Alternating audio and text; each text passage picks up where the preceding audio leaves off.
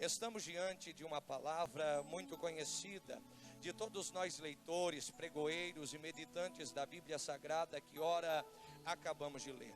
Eu perguntava a Deus o que ministrar nessa noite tão oportuna, a qual o Senhor me concedera essa oportunidade. E o Senhor, no decorrer desse culto, vinha falando de uma forma especial ao meu coração.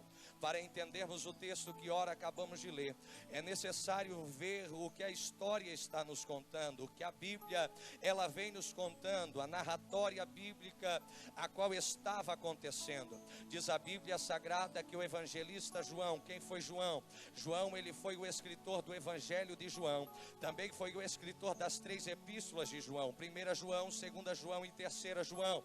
Esse evangelista fora conhecido como discípulo do amor ou discípulo amado. De 12 discípulos a qual o Senhor Jesus escolheu, João se destacava entre os 12 e entre os 3 que eram mais achegados a ele, Pedro e Tiago e João. João se destacava. João, ele reclinava a sua cabeça no peito de Jesus. Isso significa comunhão. O meu Deus, ele nunca fez e nunca fará acepção de pessoa, mas o meu Deus, ele ama aqueles que têm uma comunhão diferenciada com ele. Nessa noite, quem sabe você pode olhar para alguém e pode dizer: mas o Senhor sempre abençoa ele mais. O Senhor parece que tem uma janela no céu escancarada para ele, mas quem sabe ele tem tido uma comunhão a mais com o Senhor Jesus. Quem sabe tem faltado algo na tua vida e nessa noite é tempo de dar uma olhada e rever os seus conceitos. Diz a Bíblia que João, ele tinha essa comunhão. João, ele era o discípulo mais achegado ao Senhor Jesus. Diz a Bíblia então que João fora conhecido como discípulo amado ou discípulo do amor. Em suas epístolas, João, quando ia exortar alguém, diz a Bíblia que ele dizia: filhinhos amados, cuidado para não pecar, mas se pecar, lembra que há um Deus no céu misericordioso para perdoar pecado. Diz a Bíblia Sagrada que agora, após a morte de Jesus Cristo na cruz do Calvário, os discípulos do Senhor começam a ser perseguidos. Uns foram crucificados de cabeça para baixo, outros tiveram a sua cabeça cortada, outros foram apedrejados. E João agora é perseguido por um imperador por nome de Dominício. Dominício agora persegue João para tentar calar a sua voz. Eu aprendo que todas as vezes que nós dispunhamos em fazer a obra do Senhor, nós não devemos esperar tapinha nas costas ou um tapete vermelho, não. Desde o início da criação, todos aqueles que foram pelo Senhor passaram perseguições. Todos aqueles que se dispuseram a adorar o Senhor tiveram perseguições.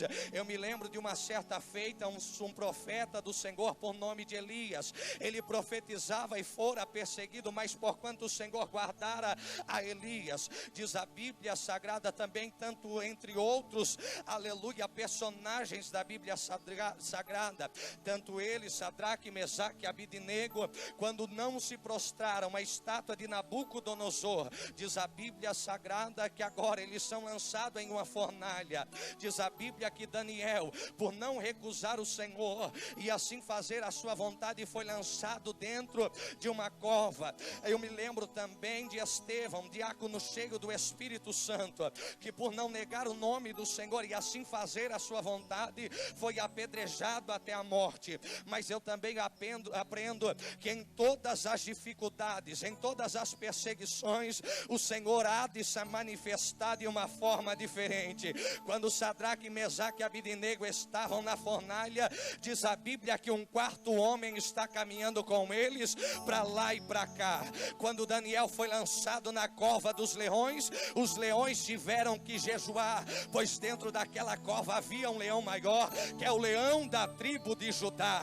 Aleluia. Quando Estevão estava sendo apedrejado e estava ali quase sendo morto, ele olhou para o céu, e quando ele olha para o céu, diz a Bíblia Sagrada que ele vê o alto e sublime trono de Deus, e ao lado direito do trono de Deus estava Jesus em pé, justificando pela vida daquele diácono. Deixe-me explicar algo à tua vida. Eu não sei como você chegou essa noite aqui, me ajuda só um pouquinho pouquinho no retorno. Diz a Bíblia Sagrada que todos eles foram justificados por Deus, e assim o Senhor se fez presente. Nessa noite eu não sei como você se achega aqui, mas quem sabe a adversidade tem vindo contrária à tua vida, quem sabe a perseguição tem vindo, quem sabe a calúnia tem vindo, mas eu quero dizer para você que é um Deus nos céus, que está em pé ao lado direito do Pai, e Ele está te justificando nessa noite. João agora é perseguido por esse imperador por nome de Dominício. Diz a Bíblia Sagrada que aproximadamente 1 ano e 3 meses, João vai ficar aprisionado em uma ilha por nome de Pátimos. A ideologia daquele imperador era de calar a voz de João, e João já não falar mais desse Jesus, desse Cristo que veio como verbo sobre a terra. Diz a Bíblia Sagrada que agora João é aprisionado.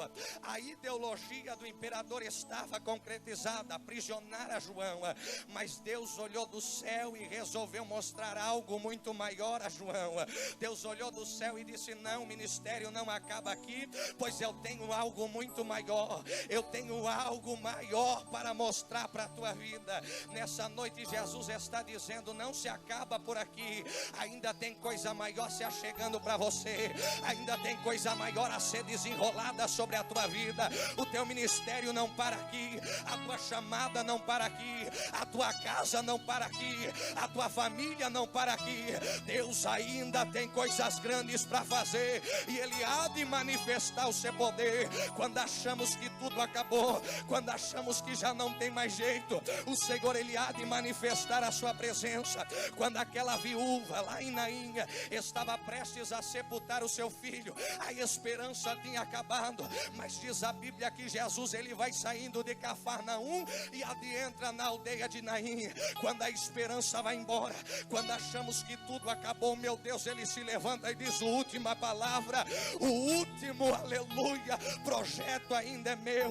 Diz a Bíblia que Ele chegou em Naim, tocou no esquife e ordenou aquela criança: levanta, e aquela menina, aquele menino ressuscitou. Oh, maravilha! Quando Ele chega também, diz a Bíblia, em Betânia, Ele chega em Betânia, o seu irmão e amigo Lázaro estava sepultado há aproximadamente 4 dias, a esperança tinha acabado. Eles chegavam a dizer: já enterrou, não tem mais jeito, mas Jesus Ele se achega e diz: a última palavra é minha, e eu hei de ressuscitar, e a minha glória vai se manifestar. Nessa noite eu não sei como você chegou aqui, mas quem sabe algum ponto final tem sido colocado na tua história, mas Deus me trouxe nesse lugar para te dizer que essa noite é noite de vírgula, essa noite é noite da história continuar a ser escrita, essa noite é noite da página virar, pois há uma nova história para você, há uma nova história para a tua casa, há uma nova história para a tua família. Se você crê assim, levanta uma das tuas mãos e começa a adorar o Senhor. Aquele imperador, em sua ideologia de aprisionar João, diz a Bíblia que ele aprisiona. A ideologia era calar a voz de João, mas diz a Bíblia que agora Deus vai olhar dos céus, e quando Deus olha dos céus, Ele resolve dar uma revelação a João. Diz a Bíblia que João começa a escutar um som de uma voz como um som de muitas águas.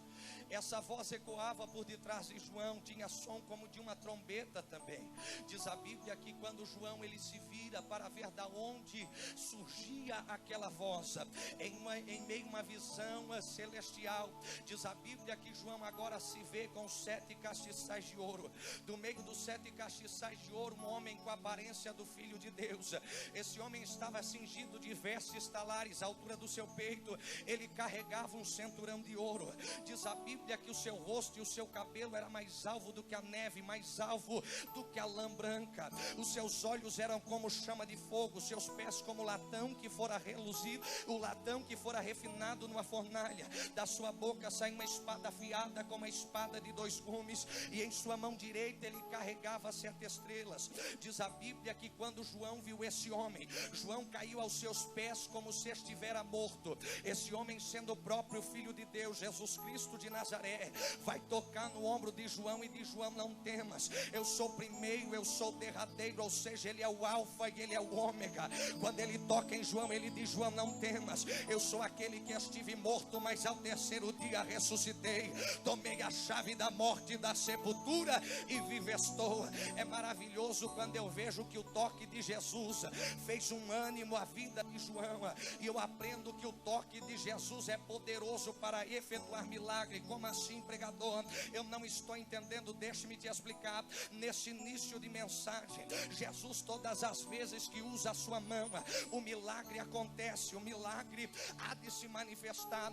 Diz a Bíblia no Evangelho de Marcos, capítulo de número 1, versículos de número 30, que Jesus, ele estava, aleluia, passeando com os seus discípulos, quando Pedro agora olha para ele e diz: Senhor, a minha sogra está enferma lá na casa dela, eu rogo que o Senhor desça até a sua casa, coloque a mão sobre ela e ela venha sarar dessa enfermidade. Diz a Bíblia que Jesus aceita o convite de Pedro, vai até a casa de sua sogra. Quando Jesus chega na casa da sogra dele, Jesus vai tocar nela e vai dizer: ei, mulher, seja curada. E aquela mulher foi curada ao toque de Jesus. No versículo de número 45, no capítulo de número 1 ainda do Evangelho de Marcos, diz a Bíblia que Jesus passeava por algumas cidades, aproximadamente em Decápolis. Quando Jesus estava passeando, diz a Bíblia que um homem leproso sai correndo ao seu encontro.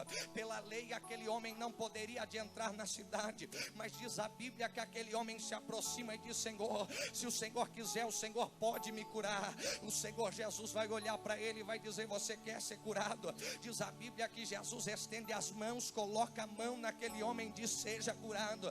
E aquele homem foi curado. No Evangelho de Marcos, capítulo de número 5, versículo de número 40, diz a Bíblia que Jesus entrou na casa de Jairo, um principal da sinagoga. Sua filha estava morta. Diz a Bíblia que Jesus agora pega aquela menina pelas mãos e diz: Talita cumi, ou seja, menina, eu te ordeno, levanta. E aquela menina levantou. No Evangelho de Lucas, capítulo de número 7, Jesus chega em Naim, toca no filho da viúva e o filho da viúva ressuscitou. No Evangelho de Marcos, capítulo de número 7, diz a Bíblia que Jesus sai de Tiro, vai por Sidom e chega na região de Decápolis. Quando Jesus chega em Decápolis, é apresentado a ele um homem que era surdo e era gago. Jesus agora retira aquele homem da multidão e diz a Bíblia no versículo de número 30 que Jesus vai colocar um dedo no seu ouvido, vai passar a mão em sua língua. Quando Jesus passa a mão na língua daquele homem, Jesus olha para o céu e diz: Efatá.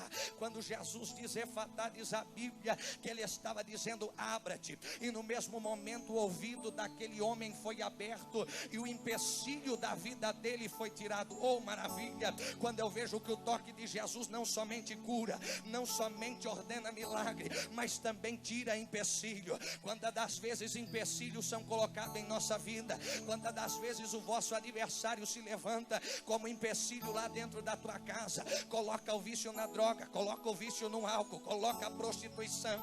Mas nessa noite Jesus está dizendo: eu vou tocar em vidas nesse lugar, e se houver algum empecilho, vai ser arrancado, porque ainda há poder no nome de Jesus. Você não entendeu? Se tivesse entendido, tinha dado glória a Deus. Deixe-me te explicar. Nessa noite Jesus está dizendo: não tem Exum Caveira, não tem Zé Pilintra, Zé Pilantra, Pombagira, tranca-rua dos infernos, que se coloque como empecilho lá dentro da tua casa, porque se colocar no teu caminho, Jesus está dizendo: eu vou tocar, o empecilho vai ser arrancado e a minha glória vai se manifestar na tua vida. Só quem crê assim, levanta uma mão para o céu e dá o melhor glória a Deus que você tem.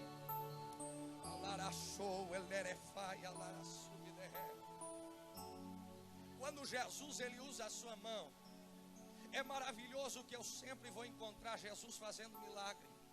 Jesus agora por sua vez vai tocar em João e vai dizer: João, não temas, Eu sou o primeiro e eu sou o derradeiro. Ou seja, Ele é o alfa, Ele é o ômega, Ele é o princípio, Ele é o fim. Ele é o El Shaddai, o Adonai, o Jeová Rafa, o Jeová Jireh, o Elohim, o Sabaote, o Rei dos reis, o Senhor dos senhores, o Conselheiro, Deus forte, Pai da eternidade, Príncipe da paz. Você está perdendo a oportunidade de adorar o Senhor, porque Ele é tudo isso para te dizer que Ele tem poder sobre os céus e sobre a terra, tem poder sobre a tua vida, tem poder para te dar uma bênção, tem poder para fazer coisas sobrenaturais sobre você.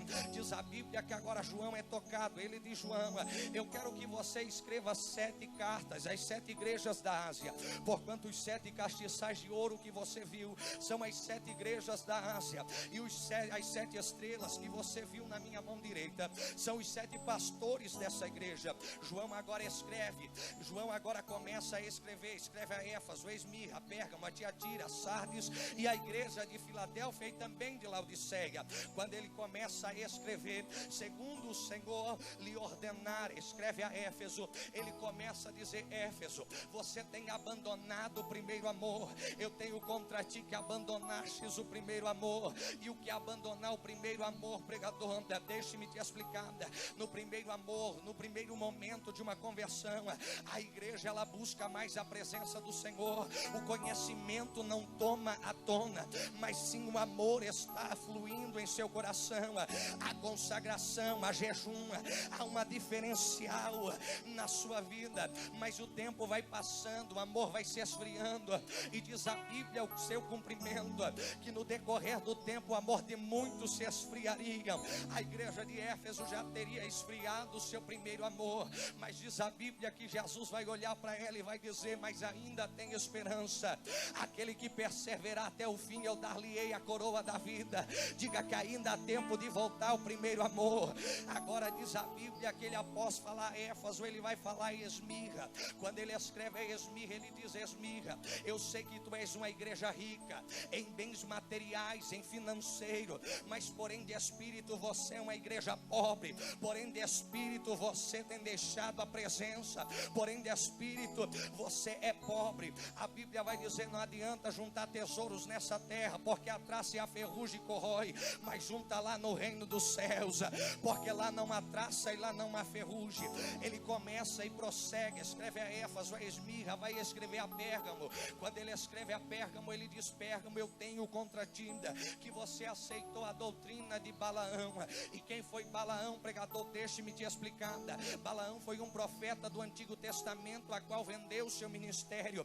E o que eu encontro de crente vendendo o seu ministério aqui no Guaraituba não tem, mas eu tenho viajado o Brasil e tenho visto muito crente se vendendo. Como assim, pregador? Não estou entendendo. Está se vendendo a fofoca, a calúnia, o diz que me diz que. Nessa noite eu louvo a Deus que aqui não tem.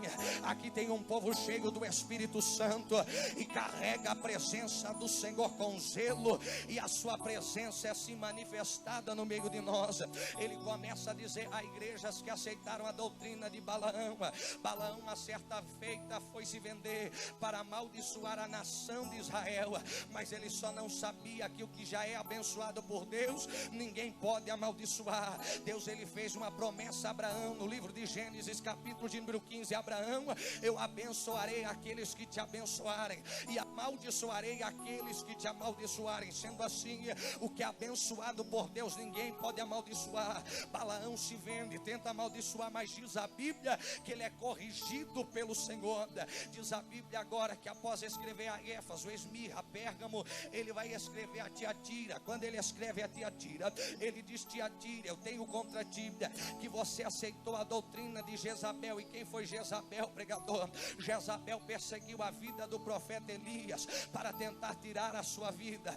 Diz a Bíblia também que Jezabel se prostituía ao Senhor. Ainda bem que essa igreja não está aqui, mas há 2 anos atrás, aproximadamente, ou 1 ano atrás, eu estive no estado do Rio Grande do Sul, e ainda existe pessoas que perseguem a vida de crente, e principalmente dentro das igrejas do Senhor. Ainda a igreja, como essa igreja que aceitou a doutrina de Jezabel. Como assim, pregador? Há 1 ano atrás, aproximadamente, eu estive no Rio Grande do Sul, ministrando a palavra de Deus. Deus começou a exortar algumas vidas naquele lugar. Logo o pastor mandou desligar o microfone, pois alguma coisa estava errada naquele lugar. O pastor não gostou pastor que exortasse a sua igreja, mas passou a semana, ele desligou o microfone, passou uma semana, o pastor foi afastado do cargo, caiu em adultério. Tem pessoas que ainda têm barrado o profeta do Senhor, tem pessoas que têm tentado calar a voz de Deus dentro da igreja. Eu louvo a Deus que aqui não tem, aqui já foi decretado o ano do avivamento, e o avivamento ele vem acompanhado com mudança de vida, mudança de caráter, mudança de coisas em tua vida pessoal. Oh, aleluia. Diz a Bíblia agora que após escrever a Éfeso, Esmirna, Pérgamo, a Tiatira, ele vai escrever a Sardes. Quando ele escreve a Sardes, ele vai dizer: Sardes, eu não tenho achado em ti obras íntegras. Ou seja, não tem achado obras, e quando acha alguma coisa ainda não é íntegra perante o Senhor, não é conforme os parâmetros do Senhor. E nós, igreja do Senhor, temos que ter cuidado ao fazer a obra do Senhor. Não devemos fazer relaxadamente, não devemos fazer de qualquer jeito, de qualquer maneira, mas devemos dar o nosso melhor ao Senhor Jesus. Você já vai entender aonde eu quero chegar nessa noite. Diz a Bíblia que após ele escrever essas 5 igrejas, ele vai escrever a Filadélfia no capítulo de número 3 e versículos de número 7, mas já voltemos a essa igreja. Antes ele vai escrever, ou melhor, depois ele vai escrever a Laodiceia, e ele vai dizer: Laodiceia, eu tenho contra ti que você não é uma igreja quente, também não é uma igreja fria, ou seja, é uma igreja morna, está em cima do muro, está cocheando em 2 pensamentos. Infelizmente isso existe muito em nosso meio. Crente que não está dentro, crente que não está fora, está em cima do muro. É o conhecido crente girafa. Quem que é o crente girafa, pregador? O crente girafa vem num culto como esse, o corpo está aqui, mas a cabeça está lá fora desse templo. A cabeça está lá na votação, se Dilma vai sair, se Dilma não vai sair.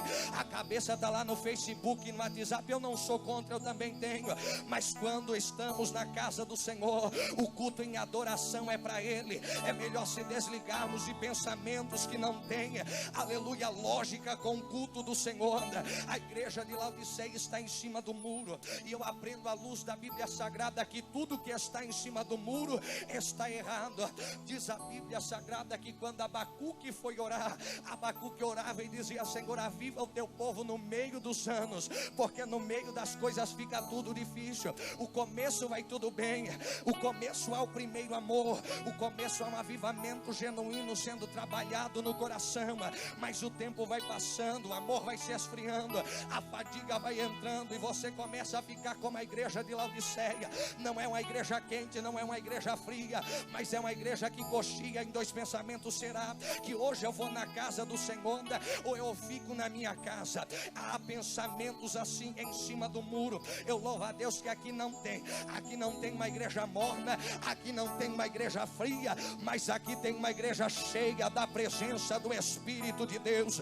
E se essa igreja se prepara, se essa igreja está aqui, e se essa igreja um dia vai morar no céu, levanta a tua mão e começa a glorificar Ele, porque Ele tem poder e autoridade sobre as suas mãos. Voltando agora o texto que ora acabamos de ler, no capítulo de número 3 e versículo de número 7, diz a Bíblia que ele vai dizer: a igreja de Filadélfia escreve estas coisas, diz o santo. O meu Deus, ele não precisa, pastor Sérgio, dizer que ele é santo, ele já é santo por natureza, e ele não precisa ficar dizendo o que ele é. Mas a igreja de Filadélfia, ele agora vai dizer essas coisas, diz o santo. A palavra santo no original hebraico significa kadosh. A palavra kadosh traduzida significa limpeza, pureza, santificação, separação. Ou seja, quando a palavra santo aparece na Bíblia Sagrada, eu aprendo que o Senhor, ele quer que sejamos separados, sejamos íntegros, sejamos purificados. Diz a Bíblia que a palavra santo, quando Deus ele se refere, coisas maravilhosas acontecem. Você já vai entender. Aproximadamente 365 vezes aparece a palavra santo na Bíblia Sagrada, 116 no Antigo Testamento e 249 no Novo Testamento. E como eu falei, significa santo, significa separação, pureza, limpeza, santidade ao Senhor.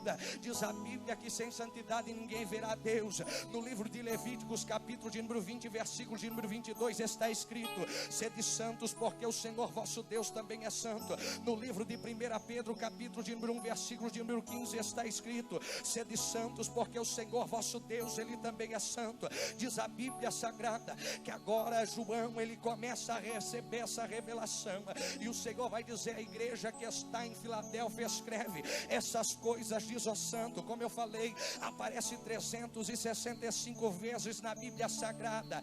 É engraçado que a quantidade de um ano são 365 dias, e eu aprendo aqui que dia após dia o Senhor está falando para você ser separado, dia após dia você ser limpo, dia após dia você andar em santidade, dia após dia você andar na presença do Senhor. Me lembro quando Isaías se deparou com esse homem santo, com esse homem poderoso. No capítulo de número 5, Isaías vai dizer 7 ais: ai daquele que perseguem, ai dos caluniadores, ai dos falsos profetas, ai desse, ai daquele outro, ai do Beltrano, ai do fulano.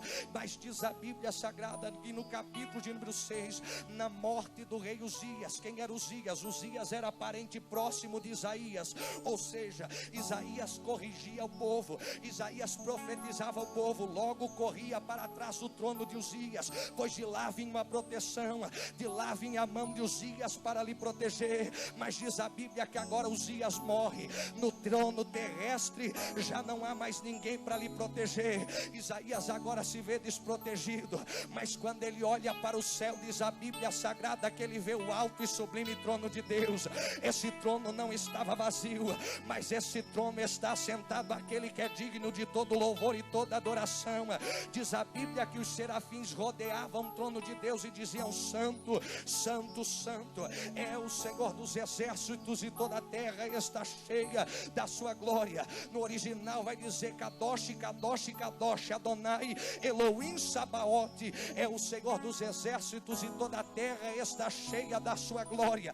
Diz a Bíblia Sagrada que quando Isaías ele tem essa visão, Isaías cai de joelho e olha para dentro de si mesmo e vai dizer: ai de mim, Senhor, que sou um homem de lábios impuros e habito no meio de um povo de impuros lábios. Deixa-me te chamar a atenção para algo. A Bíblia vai nos explicar que aqueles serafins continham 6 asas, com 2 asas cobriam o rosto, com 2 asas voavam, e com 2 asas cobriam os pés. Os pés na simbologia bíblica significa santidade ao Senhor, ou seja, guarda os teus pés quando entrares na casa do Senhor, porque lugar santo é. Oh maravilha, com 2 asas eles voavam, em 2 asas tapavam o rosto. Eu quero que você preste atenção, a Bíblia vai dizer que eram serafins, ou seja, está no plural, era mais de um serafim.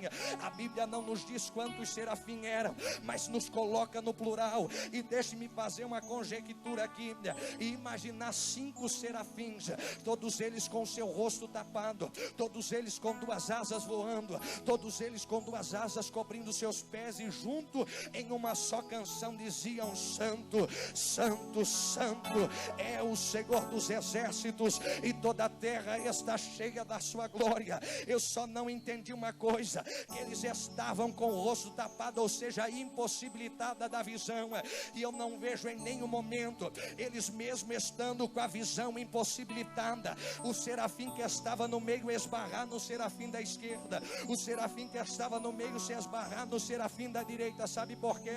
O objetivo da igreja não é se esbarrar no irmão do lado, o objetivo da igreja ainda é tapar o seu rosto, reconhecer que não merece honra, reconhecer que não merece glória, e mesmo com o rosto tapado não se esbarra no seu irmão, mesmo com o rosto tapado não quer ser melhor do que o seu irmão, mas reconhece que só há um digno de louvor, só há um digno de adoração. E nessa noite eu quero ver só quem veio adorar Ele. Levanta uma das tuas mãos para o céu que eu quero profetizar. Crente de boca fechada não recebe nada, mas o crente quando abre a boca, meu Deus, ele começa a derramar chuva de bênção do céu. Então abre a boca que eu quero profetizar sobre a tua vida. Levanta a mão, levanta a mão.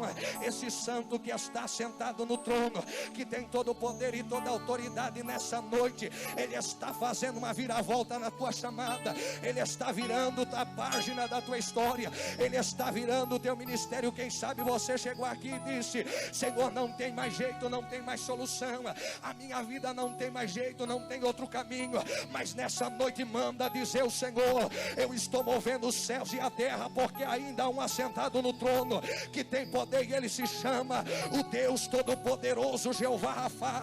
Aleluia. Isaías, ele olhava para o trono da terra. Quando ele olhava para o trono da terra ele dizia: eu estou desprotegido, não tem mais ninguém assentado para me proteger. Mas quando ele olhou para o céu, ele viu que estava Deus assentado no trono. Deus estava dizendo: Isaías, a terra pode estar vazia, aí pode não ter ninguém por você, mas aqui no céu ainda tem um assentado, que ele é pela tua vida, que ele é por você. Nessa noite eu quero dizer: você não está sozinho nessa peleja.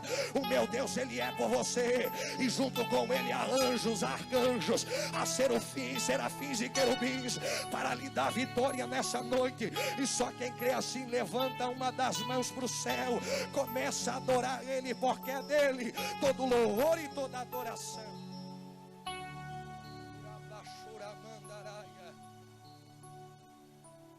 Essas coisas diz o santo. E é maravilhoso quando eu vejo que essa santidade, ela opera coisas grandes em nossa vida.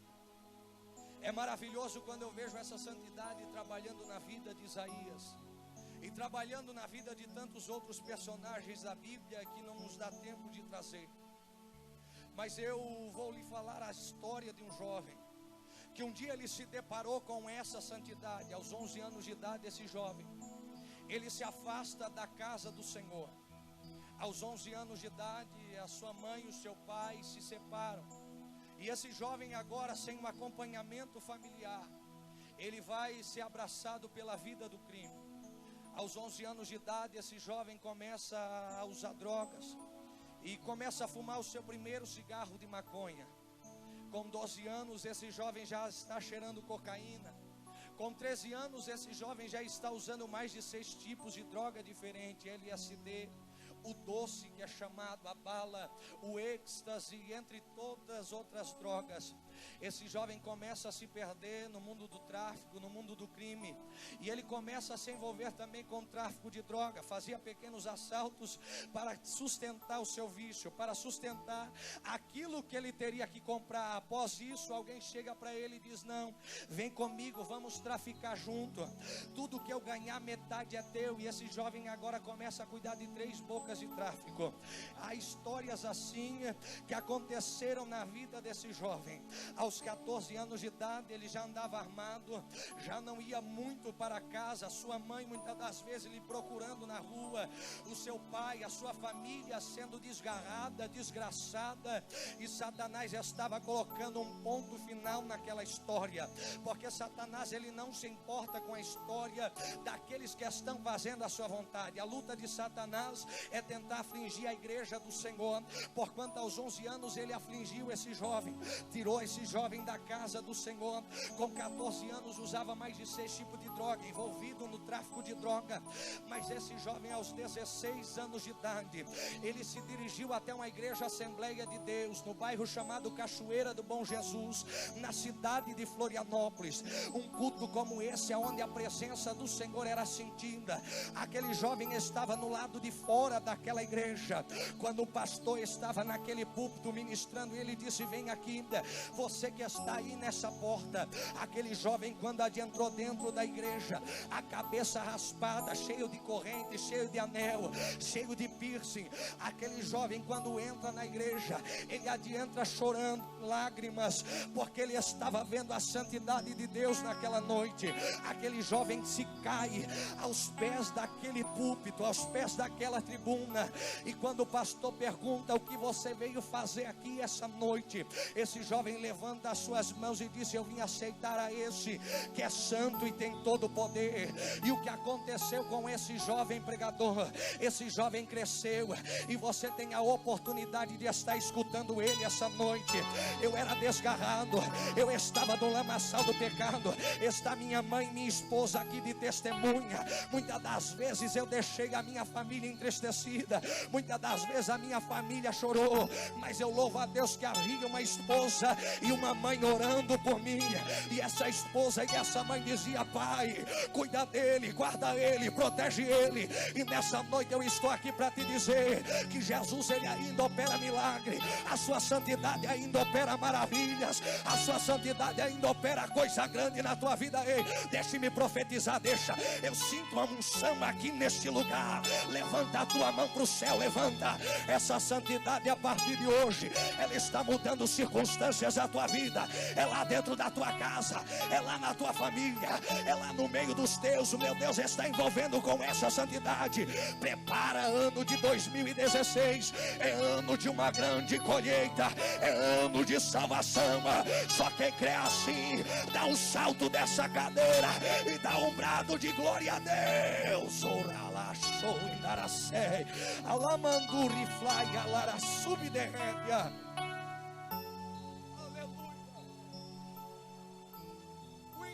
Ele pode decretar a última ponta, ou melhor, a última história.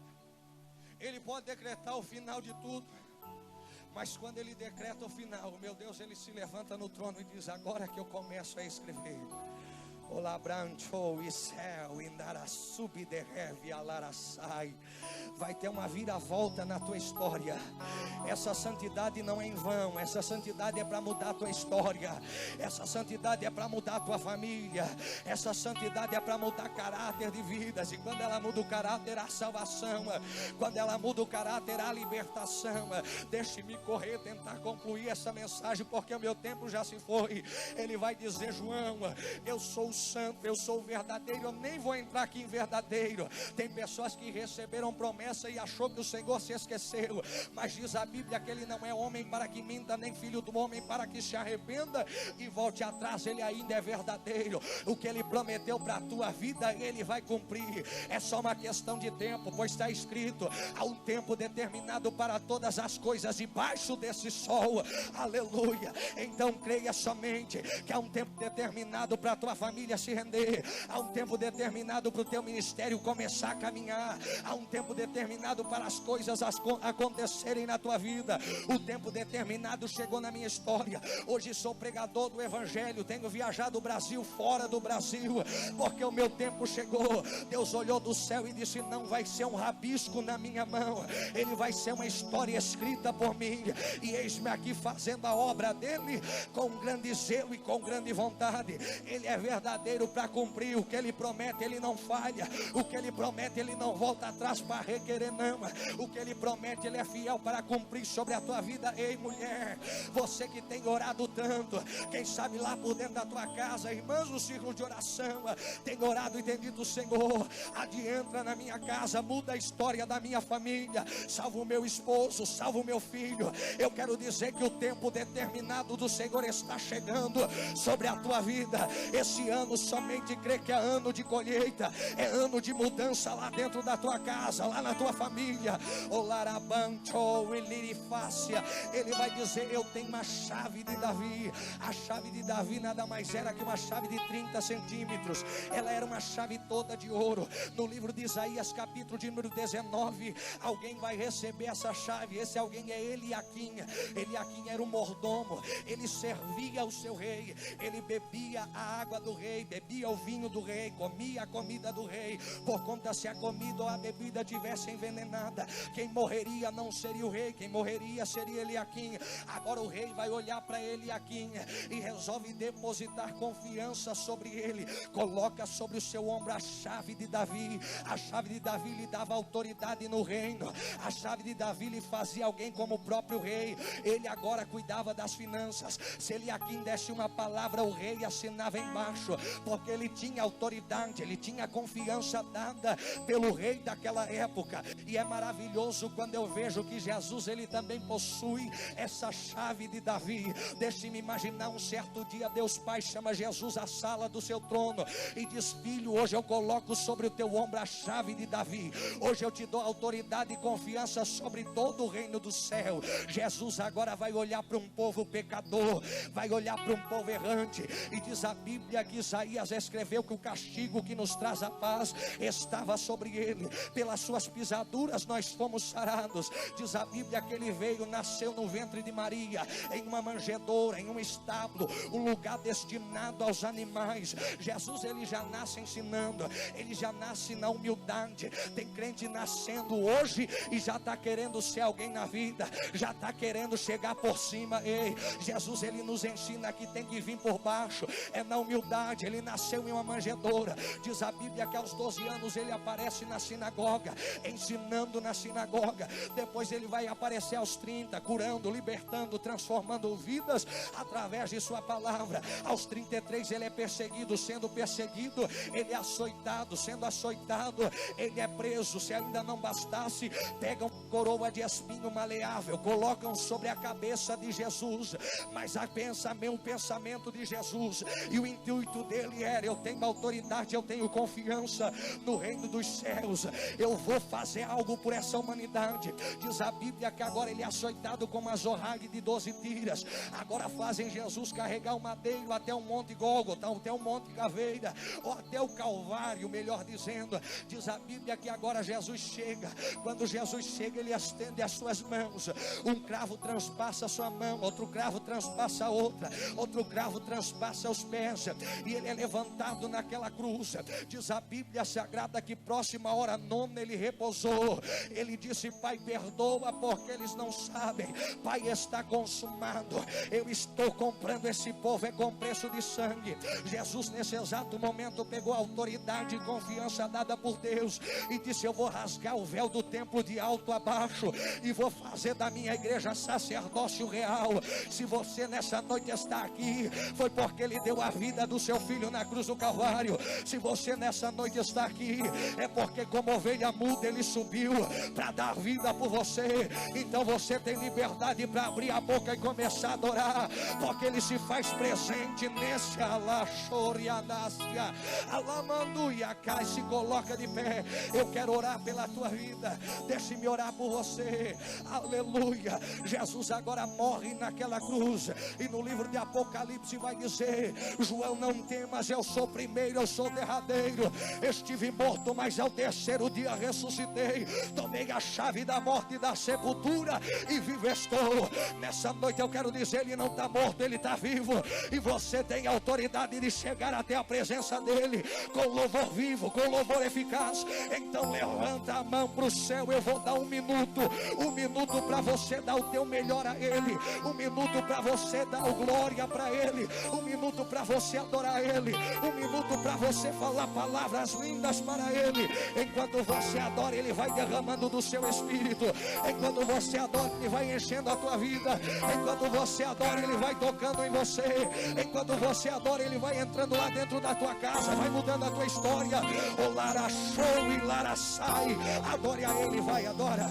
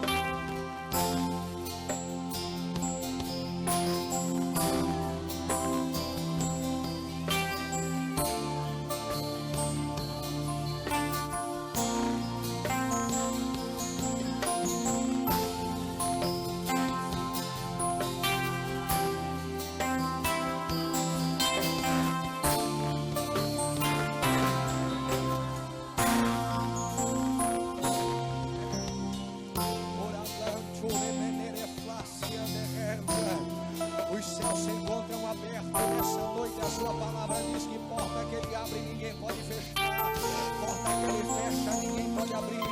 Deus eterno e de maravilha, na tua presença, Senhor, e com os céus abertos eu me coloco nesse momento, ó Pai, para adorar e exaltar o teu santo nome. Obrigado, Senhor, pela tua real presença nesse lugar. Obrigado tocado pela presença do teu Espírito. O Senhor disse que no teu nome obras maiores faríamos que o Senhor. Ó Pai, se porventura entrou alguém aqui enfermo, chegou alguém aqui acometido, Senhor, de enfermidade alojada na carne, nos ossos, na mente, ó Pai, no psicoplasmático, eu dou uma ordem para essas enfermidades agora caírem por terra, na autoridade do teu nome, Jesus Cristo de Nazaré. Toda enfermidade agora sai, em nome de Jesus, em nome de Jesus, em nome de Jesus. Eu ainda repreendo, Senhor, toda obra contrária contra a tua igreja, na autoridade do teu nome. E eu faço mais um pedido, meu Deus. Se porventura chegou alguém aqui triste, cabisbaixo, ó Deus, com a vida, Senhor, ó Deus, achando que tudo acabou, eu peço nessa noite, meu Deus, toca nele agora. Começa a renovar a tua igreja, vai,